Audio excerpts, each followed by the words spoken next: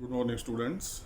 Let us continue our chapter, The Barbers Trade Union. Chandu returned. Chandu left the house of Vijay Chand Sahab.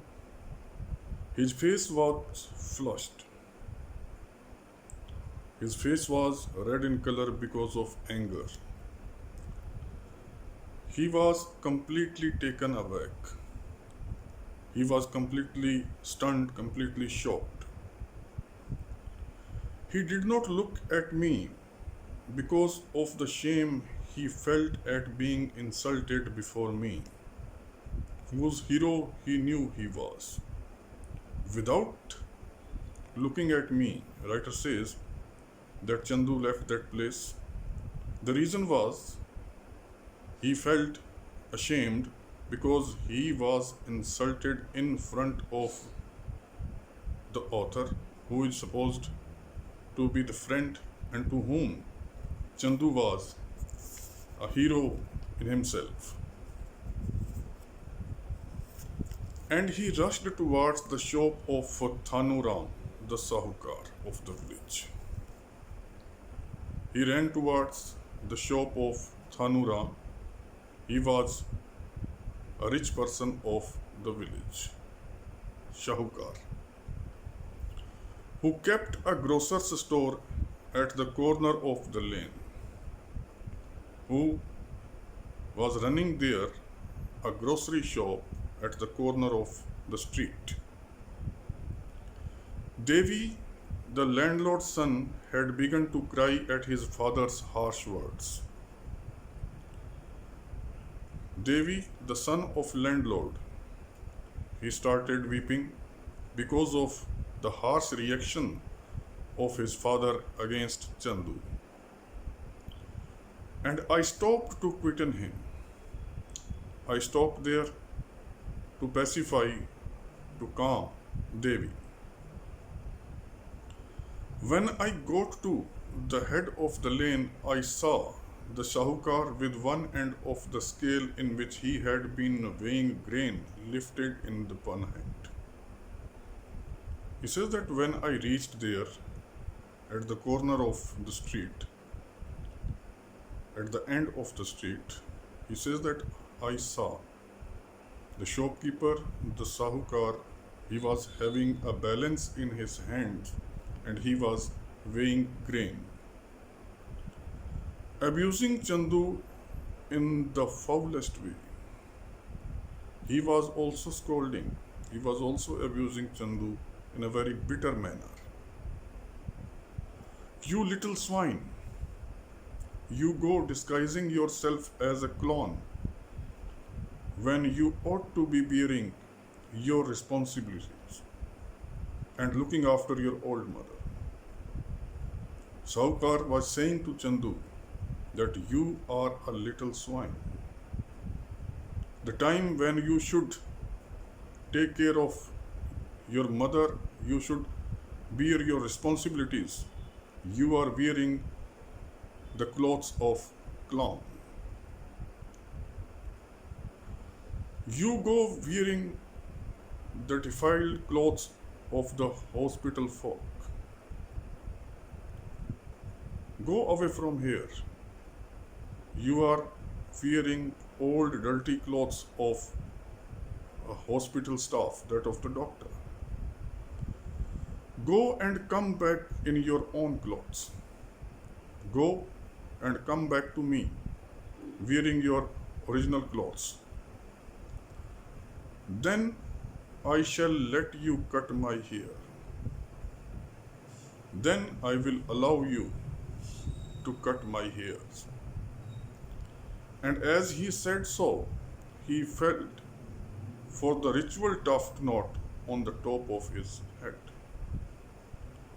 As he was saying these words to Chandu, he was also touching the ritual tuft which was there on the head.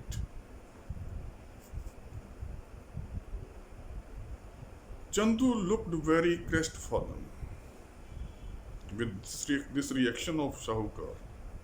Chandu became very frustrated and ran in a wild race past me, ran away, passing me in a very speedy manner, as if I had been responsible for these mishaps. He didn't look at me as if I was responsible for the reactions given by the landlord and the Sahukar. And I nearly cried to think that he hated me now just because I belonged to a superior class. I just cried at that time. It seemed to me as if Chandu has also started hating me because I belong to the upper class, superior class. Go to Pandit Paramanand, I shouted after him. I followed him. I shouted that you should go to the house of Pandit Paramanand and tell him that these garments you are wearing are not unclean. Go to the Pandit Paramanand and tell him the dress, the clothes you are wearing, they are not defiled one, they are not unclean.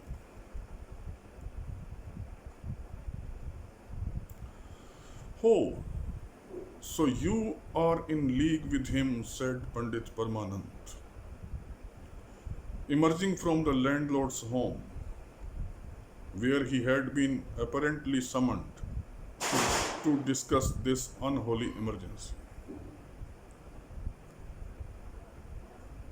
Pandit Paramanand heard these words and addressed to the author. He said, so you are in league with him. You are also with him. He was coming out of the landlord's house from where he was summoned to have some discussions because the visit of Chandu, it seemed, has made the house unholy. You boys have been spoiled by the school education which you have got. He continued. He said that you boys are spoiled by the education you are getting from the schools.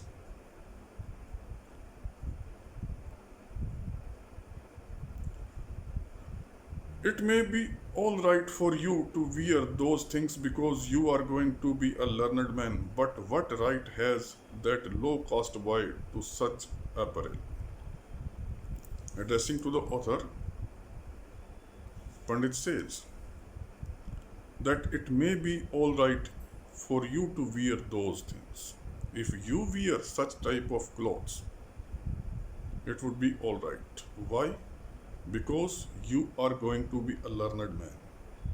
But whereas this barber boy is concerned, he does not have any right